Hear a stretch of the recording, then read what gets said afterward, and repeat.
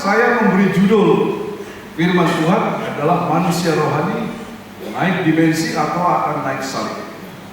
Apakah manusia rohani kita yang sudah bertobat dan mengikut Kristus pada akhirnya bisa menaiki tangga Allah sampai bertemu dengan Allah Bapa, atau justru kita akan giring kepada naik ke salib dan disalibkan secara rohani, ya. Manusia rohani kita dibuat tidak berdaya, dibuat mati oleh iblis. Nah, jauh sebelum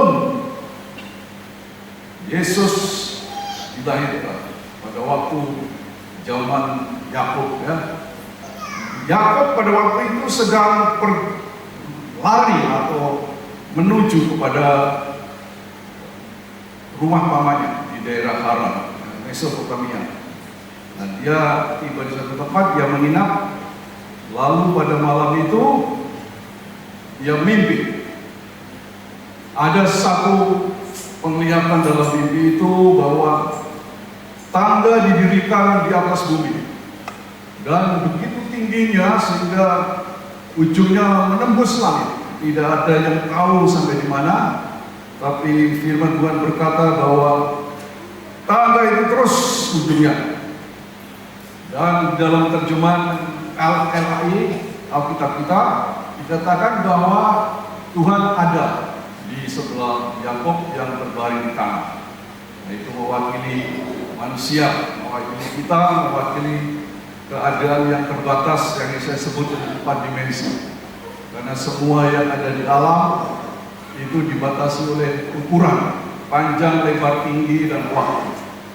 Semua punya umur, ada saat lahir, ada saat mati, termasuk bintang-bintang dan matahari kita itu satu-satu dari mati. Nah, jadi terbatas sekali. Sementara Tuhan itu ada di satu ketinggian yang tidak terbatas. Itulah puncak daripada tangga tadi. Tangga itu berujung di surga. Surga adalah tempat yang dimensinya atau levelnya atau tinggiannya tidak terbatas. Nah, disitulah Tuhan ada. Karena di dalam terjemahan bahasa Inggris, antara lain English Standard Version, dikatakan bahwa Tuhan itu ada di puncak tangga itu. Itu kali pertama Tuhan menunjukkan satu jalan di mana manusia bisa dibawa kepadanya melalui tangga itu. Di luar tangga itu tidak ada manusia yang bisa bertemu Tuhan. Dan di dalam ayat yang kita baca tadi, Yesus mengkonfirmasikan. Melalui Natanael, dia berkata, Natanael, kamu satu saat akan melihat langit terbuka dan malaikat-malaikat turun naik pada anak manusia. Nah, apa yang dilihat dia persisnya? Bahwa di atas tangga yang dia lihat itu juga banyak malaikat turun naik pada tangga itu dari bumi sampai ke surga. Yesus mengatakan bahwa apa yang dilihat Yakub itu sebetulnya adalah dirinya, karena dialah tangga yang menghubungkan manusia dengan Allah Bapa. Di luar dia tidak akan ada orang yang bisa bertemu Tuhan atau masuk surga. Apa yang kita lihat pada tangga di mana malaikat turun naik adalah anak-anak tangga. Itulah dimensi-dimensi, tingkatan-tingkatan yang harus dilalui supaya orang bisa sampai ke surga. Orang bisa naik dimensi sampai mendekati dimensi Allah Bapa. Nah, saudara yang saya kasih, kemudian Yesus mengkonfirmasikan lagi bahwa di tangga itu ada satu anak tangga yang istimewa yang menentukan dimensi minimum orang bisa diterima di surga. Tidak semua orang Kristen yang dipanggil, yang sudah mengikut Tuhan Yesus otomatis naik surga. Perihal Yohanes Pembaptis yang pada waktu itu dipenjarakan, dia mengalami kemerosotan iman, kemerosotan dimensi rohani yang cukup parah, sehingga Dia mengirim 2 utusan. Lalu utusan ini menanyakan kepada Yesus sesuai dengan titipan daripada Yohanes Pembaptis. Apakah engkau yang akan datang itu? Apakah engkau Mesias itu? Atau kami harus menunggu yang lain? Yesus tidak pernah menjawab iya atau tidak, tapi dia mengutip nubuat para nabi bahwa kamu telah melihat sendiri dan mendengar, mata orang buta dicelitkan, orang lumpuh dibuat berjalan, bahkan orang mati dibangkitkan, orang tuli mendengar, kabar baik diberitakan kepada orang miskin. Katakanlah kepada Yohanes seperti itu. Saudara, dan Tuhan Yesus memberi satu komentar menarik ya. Dia berkata kepada orang-orang di sekelilingnya, murid-muridnya yang ada di sekitarnya. Yesus berkata, dari semua yang dilahirkan perempuan, tidak ada seorang pun yang lebih besar dari Yohanes Pembaptis. Namun, yang paling kecil di surga lebih besar daripada Yohanes Pembaptis. Artinya apa? Bahwa di surga dan semua yang bisa menghuni surga harus punya dimensi rohani, level rohani yang lebih tinggi, iman yang lebih tinggi dari Yohanes Pembaptis pada waktu dia mendekam di penjara. Karena waktu dia mendekam di penjara, dimensi rohani imannya merosot. Jadi kita harus mencapai dimensi yang lebih tinggi dari dimensi Yohanes Pembaptis. Itu yang saya sebut dimensi tinggi. Kalau kita ada di dimensi yang lebih rendah daripada dimensi Yohanes Pembaptis dalam penjara, dimensi rendah, kita tidak akan diterima di surga. Karena yang di surga yang paling kecil masih lebih besar daripada Yohanes Pembaptis. Saudara, itu harus menjadi pegangan kita. Kalau tidak, kita bisa mengikut Tuhan dengan salah dan berujung dengan ditolak oleh surga. Kita harus menjadi orang Kristen yang dibawa oleh Tuhan, melayani Tuhan, ya, dekat dengan Tuhan, sehingga dimensi rohani kita menjadi tinggi.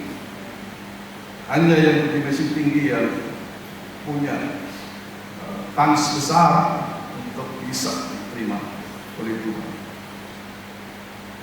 Wahyu pasal 11 ayat 2 menemukan hal itu. Ukurlah bait Allah dan yang ada di dalamnya, yang beribadah dalamnya. Jadi berarti ruang Maha Kudus, ruang kudus, dan mezbah, halaman yang ada mezbah. Tapi jangan ukur, kecualikanlah halaman yang paling luas. Karena itu sudah diserahkan kepada bangsa-bangsa untuk diinjak-injak. Saudara, apa artinya itu? Bahwa ada bagian daripada pengikut Kristus, bagian dari orang Kristen, bagian mereka yang terkait dengan gereja yang akan disingkirkan oleh Tuhan. Tuhan bilang ini percuma, tidak ada nilainya. Jangan ukur, biarin saja ya. Nah, pada ayat yang lain dikatakan bahwa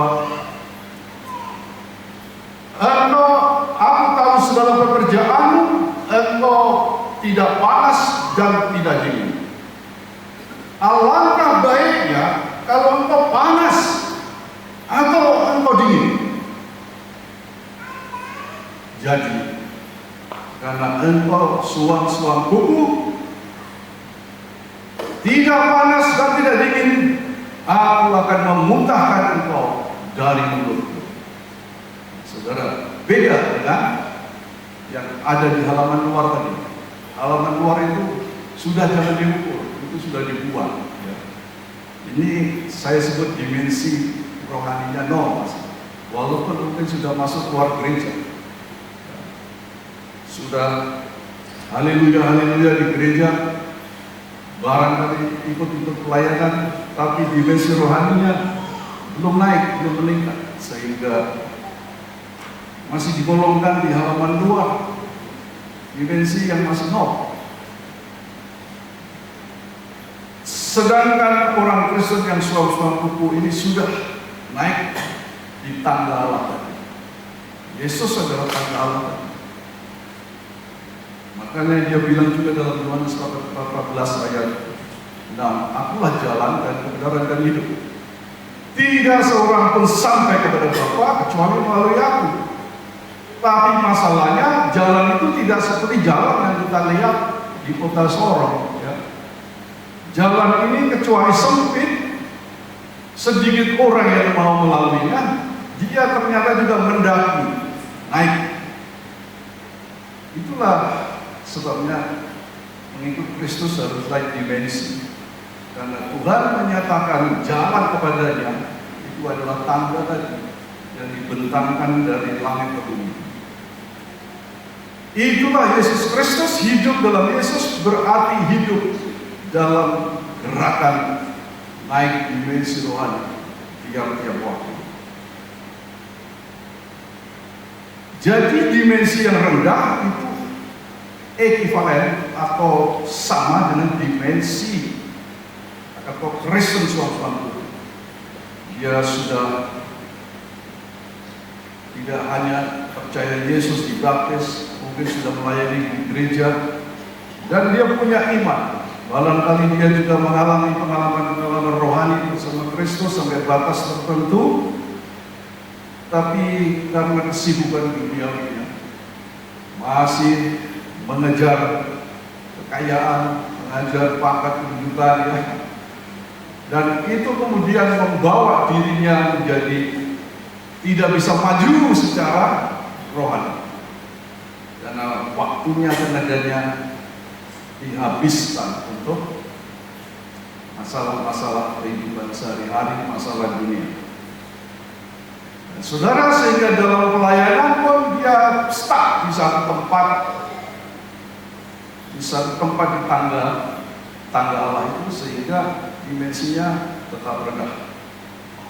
Tidak bisa menembus dimensi minimum, yaitu dimensinya Yohanes Pembaptis.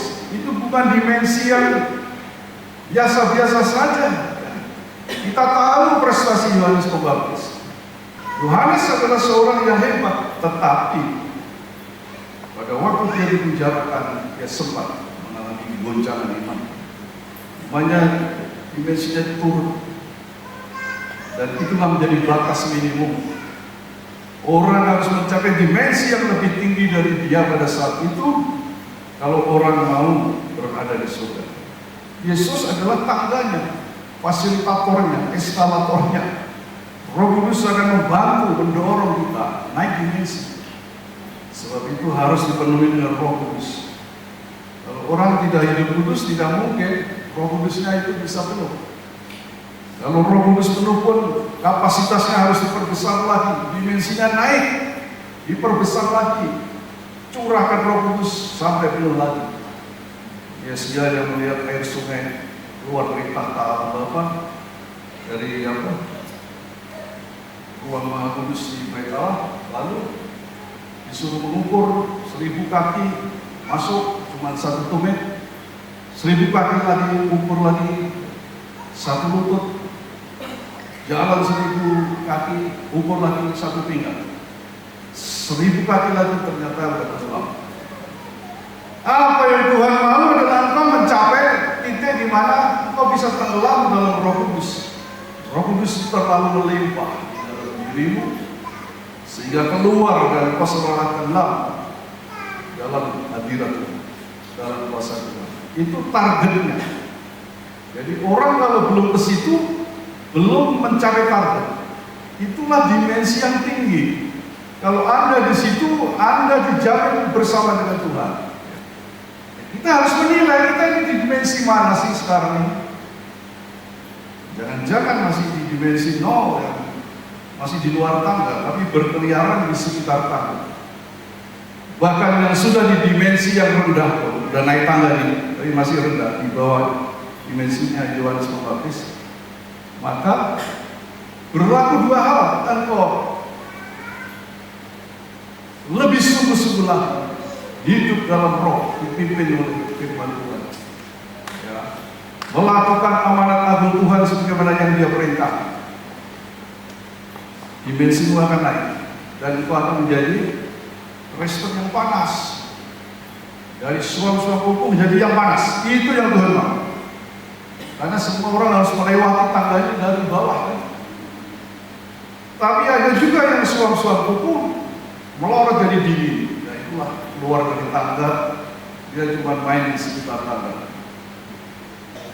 Kristen suam hukum akan dimuntahkan oleh Tuhan. Itu sama dengan Kristen yang di halaman mezbah. Di halaman mezbah itu sudah diukur oleh malaikat, tapi dia belum masuk ke ruang kudus, hanya di mezbah. Kemungkinannya dua, dia masuk ke ruang kudus atau dia melorot justru ke halaman luar. Apa yang terjadi kalau orang Kristen bermain-main di luar tangga? Waktunya juga dibatasi, tidak bisa berlama-lama. Sebab iblis tahu bahwa dia juga dikejar oleh waktu, dan dia seperti singa yang mau mengelilingi orang-orang Kristen pengikut Tuhan dan siap untuk melahap ya, siapapun yang dalam kondisi yang lemah. Nah, saudara, apa yang saya mau sampaikan adalah kalau orang hanya di luar tangga, hanya ada satu kemungkinan, dia akan semakin jauh ke arah Bapa.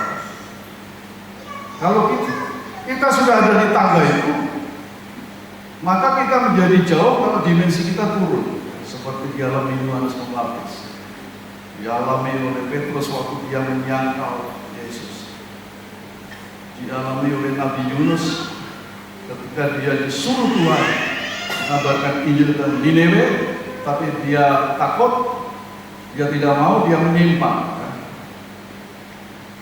Iblis menggiring setiap orang Kristen yang ada dalam dimensi nol, yang ada di luar tangga, menuju kepada, saya menyebutnya Bukit Golgota rohani. Di situ manusia rohani, orang-orang itu akan dipakukan di atas kayu salib. Manusia rohaninya, manusia Kristusnya dimatikan, tidak ada lagi peluang untuk bersama dengan Kristus, bersama dengan Allah Bapa. Karena dia hidup sebagai manusia dunia, dia main-main terus, walaupun di sekitar tangga Allah, masuk keluar gereja. Yang jelas hidup rohani pribadinya tidak menghasilkan buah-buah. Sehingga Tuhan bilang ini termasuk yang harus dipotong dan dibuang dan dilempar ke dalam api. Dalam kondisi seperti ini, orang masih mungkin bertobat, bahkan harus bertobat. Kalau tidak dia akan terhilang untuk selamanya. Tahap kedua adalah kalau dia sudah dinaikkan dan dipakukan di atas kayu salib. Artinya manusia rohaninya yang harusnya menjadi milik Allah bersama dengan Tuhan justru jadi milik iblis, sudah dimatikan. Dan kalau sudah disalibkan, hanya tunggu saatnya kakinya akan dipatahkan, sebagaimana terjadi pada penyaliban Tuhan Yesus Kristus. Kaki akan dipatahkan supaya orang yang disalib itu lebih cepat matinya. Jadi manusia rohaninya supaya cepat mati, patahkan kaki. Sementara tadi kita sudah melihat bagaimana kaki orang-orang percaya, pengikut Kristus itu begitu dihargai oleh Tuhan. Iblis tahu itu. Sebab itu menjadi butir pencobaan kedua dari 3 pencobaan. Salah satunya adalah soal kaki, di mana Tuhan Yesus dicobai Karena ada firman dalam Mazmur 91, ya, bahwa kalau engkau menjatuhkan diri, maka malaikat-malaikat Tuhan akan menangkap engkau, menatang engkau, supaya engkau tidak jatuh dan kakimu terangkut kepada batu. Kaki orang percaya pada dasarnya adalah kaki murid-murid Yesus, kaki utusan-utusan Yesus, kaki orang-orang yang dipercayakan kabar baik, dipercayakan untuk melaksanakan amanat Tuhan. Sebab itu sangat diprofesi oleh Tuhan. Dan Efes tahu bahwa dia harus berhasil mengikat kaki itu di atas kayu salib, lalu pada saatnya segera dipatahkan supaya orang itu menjadi miliknya. Saya mengambil contoh Yudas.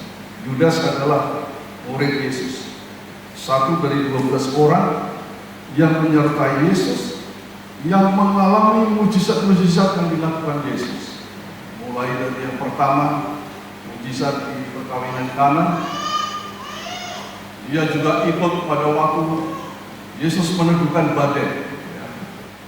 Dia melihat juga bagaimana hanya 50 roti 2 ekor ikan bisa dimultiplikasikan dan cukup, bahkan lebih untuk memberi makan 5.000 laki-laki dan keluarganya.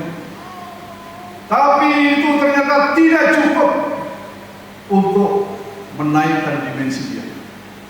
Itulah saat Yudas kemudian terperosok lebih jauh, lalu dia betul-betul menyerahkan Yesus dengan menangkap dan kemudian memberi tanda dengan cium pengkhianatan. Kaki rohaninya sudah dipatahkan, kaki manusia rohani Yudas dipatahkan.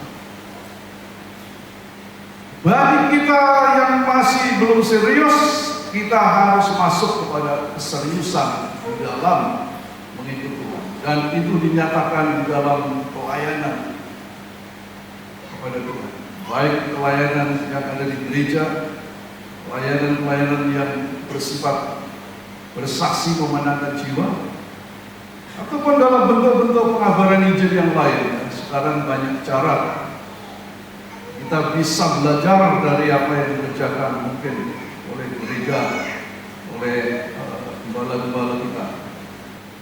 Ya. Bagi Yudas, uang adalah segalanya, karena itulah dia jahat. Tapi bagi orang-orang yang masih normal, ya, yang mau naik dimensi, uang bukan segalanya. Walaupun kita menyadari segalanya berjuang, uang harus menjadi sayap, salah satu sayap dari pemberitaan ini, pelaksanaan amanat agung Tuhan. Karena itu harus bertumpu pada uang dan juga pada doa dan urap Tuhan. Dua-duanya harus jalan, seperti burung, seperti pesawat, harus ada supaya amanat agung Tuhan ini terlaksana sampai ke ujung bumi. Yang terakhir adalah gaya hidup dan pikiran modern bukan hambatan untuk naik dimensi rohani. Ini kita lihat dalam hidup Filipus. Filipus sama dengan Yudas dalam hal pandai mengelola uang.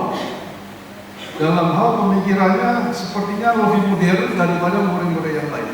Dia adalah wakil kita pada zaman Tuhan Yesus.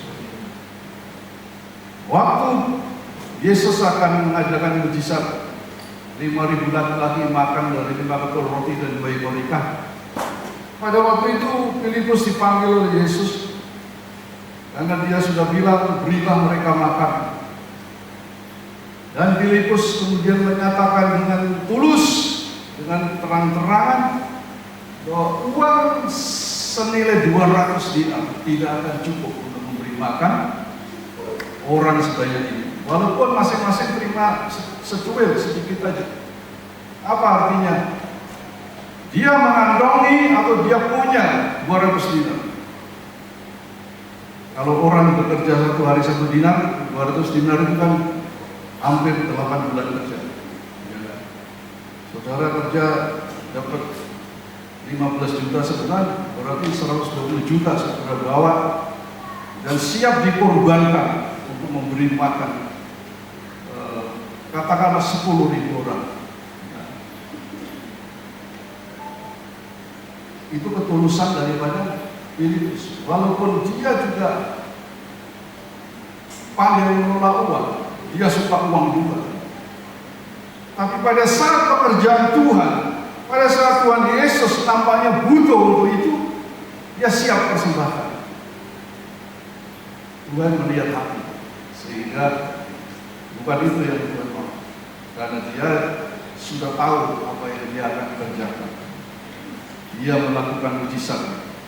Nah, saudara, Filipus pada kesempatan yang lain, waktu Tuhan Yesus menyatakan diri, "Akulah jalan dari kebenaran dan hidup. Tidak seorang pun sampai kepada Bapa kecuali melalui Aku." Nah, Filipus bertanya dengan lugas, dengan terang-terangan, "Tuhan, tunjukkanlah Bapa itu kepada kami, itu sudah cukup bagi kami." Jadi dia menunjukkan bahwa di antara murid-murid Yesus yang merindukan untuk mengenal Bapa lebih dekat, untuk mungkin dekat dengan Bapa, dialah orangnya. Tapi dia menyatakan kepada Filipus, "Apakah engkau tidak mengenal Aku? Karena Bapa di dalam Aku dan Aku di dalam Bapa." Jadi mengenal Yesus adalah mengenal Bapa. Menaati perintah amanat Agung Yesus sama dengan menaati perintah Bapa. Dan hanya yang menaati kehendak Bapa, melakukan kehendak Bapa, itu yang akan bersama dengan Bapa. Sebab itulah ukurannya adalah kembali kepada ukuran utama, yaitu melakukan kehendak Allah Bapa dengan seutuh-utuhnya, dengan sebenar-benarnya. Saudara, jadi Filipus kemudian naik dimensi. Singkat ya cerita, setelah kebangkitan Yesus, setelah pencurahan Roh Kudus, maka Filipus dia memasuki Samaria, dia memberitakan Injil, dan dikatakan dalam Kisah Rasul pasal 8 ayat 5-8, banyak orang yang bertobat, banyak orang yang melihat tanda-tanda ajaib yang dilakukannya, mujizat, sehingga mereka percaya kepada Yesus Kristus. Filipus juga masuk ke dimensi yang lebih tinggi lagi, karena pada dimensi yang lebih tinggi orang akan menerima pelayanan malaikat. Jadi malaikat itu memang ada di sekitar kita untuk memproteksi kita, untuk juga melayani kita dalam hal pekerjaan-pekerjaan Tuhan. Maka malaikat juga turun kepada Filipus, memerintahkan Filipus ataupun pergilah ke padang gurun Yudea. Ada seorang sida-sida yang sedang melintas, dan temuilah dia, beritakanlah Injil. Filipus dipimpin oleh Roh Tuhan, akhirnya ketemu. Sida-sida itu kemudian diterangkan, percaya Yesus, dibaptis. Waktu keluar, tiba-tiba Filipus hilang, lenyap, dan ditemukan orang di Asdod, karena Roh Tuhan membawa, menerbangkan Filipus itu seperti kilat saja, angin. Dia sudah di Asdod, di daerah Kaisaria. Saudara, itulah hidup seorang modern seperti Filipus, seperti saya dan saudara. Makanya saya menyimpulkan bahwa gaya hidup dan pikiran modern bukan hambatan untuk bisa naik dimensi rohani. Peluang kita untuk bisa bersama Allah Bapa cukup besar selama kita taat melaksanakan amanat agung, hidup kudus, hidup berdua di dalam Yesus Kristus.